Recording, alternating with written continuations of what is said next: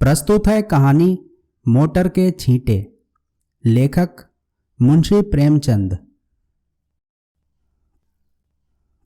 क्या नाम की प्रातःकाल स्नान पूजा से निपट, तिलक लगा, पीतांबर पहन, खड़ाऊं पांव में डाल, बगल में पत्रा दबा, हाथ में मोटा सा शत्रु मस्तक भंजन ले एक जजमान के घर चला। विवाह की साइत विचारनी थी। कम से कम एक कलदार का डौल था, जलपान ऊपर से। और मेरा जलपान मामूली जलपान नहीं है। बाबुओं को तो मुझे निमंत्रित करने की हिम्मत ही नहीं पड़ती।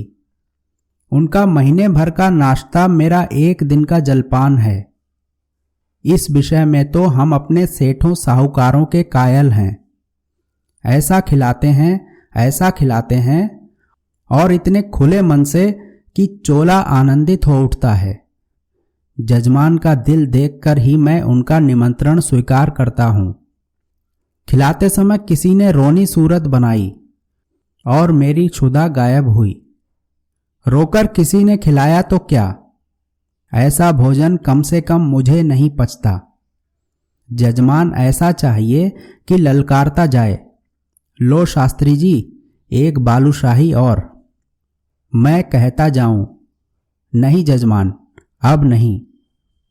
रात खूब वर्षा हुई थी। सड़क पर जगह जगह पानी जमा था। मैं अपने विचारों में मगन चला जाता था कि एक मोटर छप छप करती हुई निकल गई। मुंह पर छींटे पड़े। जो देखता हूं तो धोती पर मानो किसी ने कीचड़ घोलकर डाल दिया हो। कपड़े भ्रष्ट हुए वह अलग, देह भ्रष्ट हुई वह अलग, आर्थिक क्षति जो हुई वह अलग। अगर मोटर वालों को पकड़ पाता तो ऐसी मरम्मत करता कि बेबी याद करते। मन मसोस कर रह गया। इस वेश में जजमान के घर तो जा नहीं सकता था। अपना घर भी मील भर से कम ना था। फिर आने जाने वाले सब मेरी ओर देख देख कर तालियां बजा रहे थे। ऐसी दुर्गति मेरी कभी नहीं हुई थी। अब क्या करोगे मन? घर जाओगे तो पंडिताइन क्या कहेंगी? मैंने चटपट अपने कर्तव्य का निश्चय कर लिया। इधर उधर से 10-12 पत्थर के टुकड़े बटोर लिए और दूसरी मोटर की राह देखने लगा। ब्रह्म तेज सिर पर चढ़ बैठा। अभी 10 मिनट भी ना गुजरे होंगे कि एक मोटर आती हुई दिखाई दी। ओहो, वही मोटर थी। शायद स्वामी को स्टेशन से लेकर लौट रही थी।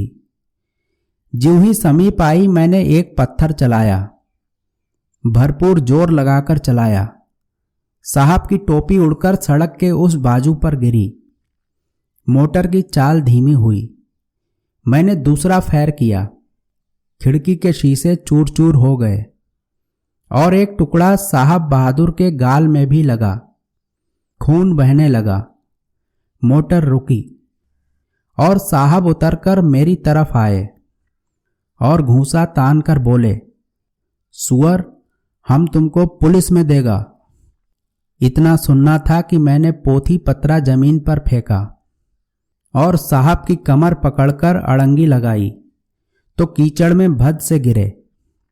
मैंने चट सवारी गांठी और गर्दन पर एक 25 रद्दे ताबड़तोड़ जमाए कि साहब चौंधिया गए। इतने में उनकी पत्नी जी उतर आईं। ऊंची एड़ी का जूता, रेशमी साड़ी, गालों पर पाउडर, होठों पर रंग, भवों पर स्याही, मुझे छाते से गोदने लगीं। मैंने साहब को छोड़ दिया और डंडा संभालता हुआ बोला, देवी जी आप मर्दों के बीच में ना पड़ें, कहीं चोट चपेट आ जाए तो मुझे दुख होगा। साहब ने अवसर पाया तो संभल कर उठे और अपने बूटदार पैरों से मुझे एक ठोकर जमाई। मेरे घुटने में बड़ी चोट लगी। मैंने बौखलाकर डंडा उठा लिया और साहब के पांव में जमा दिया। वह कटे पेड़ की तरह गिरे। मेम साहब छतरी तान कर दौड़ी। मैंने धीरे से उनकी छतरी छीनकर फेंक दी। ड्राइवर अभी तक बैठा था। अब वह भी उतरा और छड़ी लेकर मुझ पर पिल पड़ा। मैंने एक डंडा उसके भी जमाया। लौट गया। 50 आदमी तमाशा देखने जमा हो गए। साहब भूमि पर पड़े पड़े बोले, रैस्कल, हम तुमको पुलिस में देगा। मैंने फिर डंडा संभाला और चाहता था कि खोपड़ी पर जमाऊं कि साहब ने हाथ जोड़कर कहा, नहीं नहीं बाबा, हम पुलिस में नहीं जाएगा, माफी दो। मैंने कहा, हाँ, पुलिस का नाम न लेना, नहीं तो यहीं खोपड़ी रंग दूंगा। बहुत होगा 6 महीने की सजा हो जाएगी, मगर तुम्हारी आदत छुड़ा दूंगा। मोटर चलाते हो तो छींटे उड़ाते चलते हो, मारे घमंड के अंधे हो जाते हो। सामने या बगल में कौन जा रहा है इसका कुछ ध्यान ही नहीं रखते। एक दर्शक ने आलोचना की, अरे महाराज, मोटर वाले जानबूझकर छींटे उड़ाते हैं और जब आदमी लथपथ हो जाता है तो सब उसका तमाशा देखते हैं और खूब हंसते हैं। आपने बड़ा अच्छा किया कि एक को ठीक कर दिया। मैंने साहब को ललकार कर कहा, सुनता है कुछ, जनता क्या कहती है? साहब ने उस आदमी की ओर लाल लाल आंखों से देखकर कहा, तुम झूठ बोलता है, बिल्कुल झूठ बोलता है। मैंने डांटा, अभी तुम्हारी हेकड़ी कम नहीं हुई, आऊं फिर और दूं एक सोटा कसके? साहब ने घिघियाकर कहा, अरे नहीं बाबा, सच बोलता है, सच बोलता है। अब तो खुश हुआ। दूसरा दर्शक बोला, अभी जो चाहे कह दे, लेकिन ज्यों ही गाड़ी पर बैठे फिर वही हरकत शुरू कर देंगे। गाड़ी पर बैठते ही सब अपने को नवाब का नाती समझने लगते हैं। दूसरे महाशय बोले, इससे कहिए थूक कर चाटे। तीसरे सज्जन ने कहा, नहीं, कान पकड़कर उठाइए बैठाइए। चौथा बोला, अरे ड्राइवर को भी, ये सब और बदमाश होते हैं। मालदार आदमी घमंड करे तो एक बात है, तुम किस बात पर अकड़ते हो? चक्कर हाथ में लिया और आंखों पर पर्दा पड़ा। मैंने यह प्रस्ताव स्वीकार किया। ड्राइवर और मालिक दोनों ही को कान पकड़कर उठाना बैठाना चाहिए और मेम साहब गिने। सुनो मेम साहब, तुमको गिनना होगा, पूरी 100 बैठकें, एक भी कम नहीं, ज्यादा जितनी चाहें हो जाएं।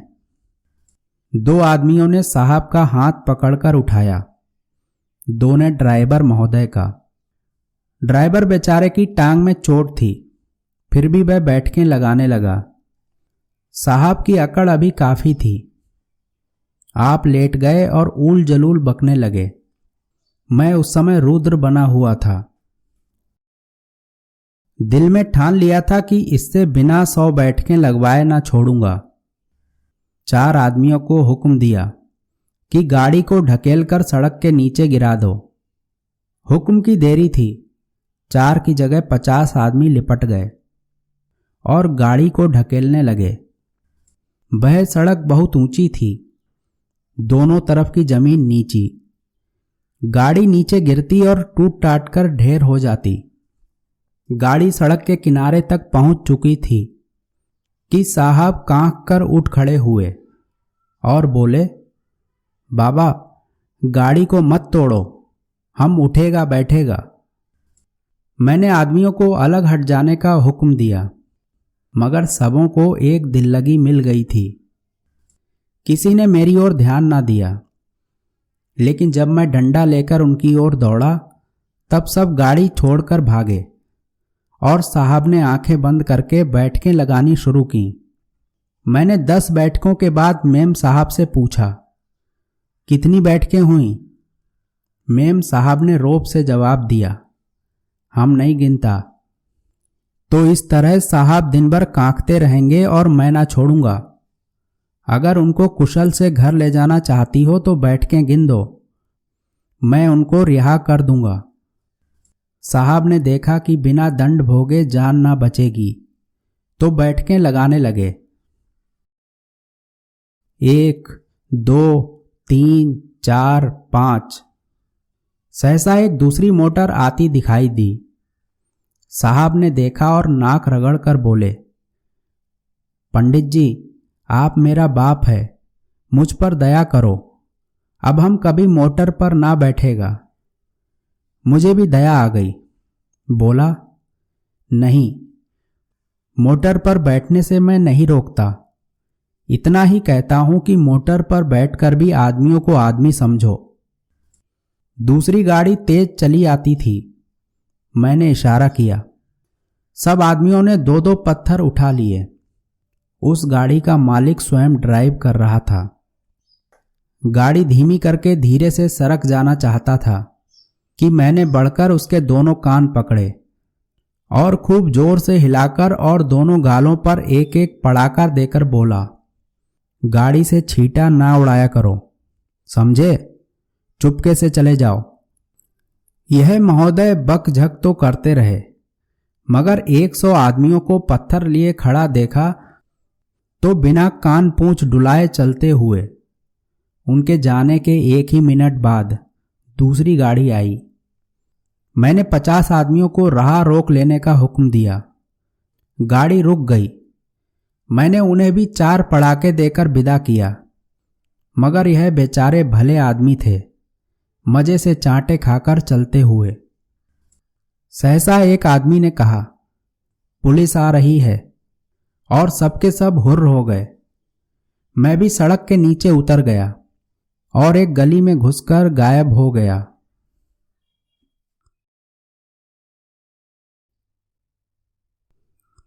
अभी आप सुन रहे थे मुंशी प्रेमचंद की कहानी मोटर के छींटे।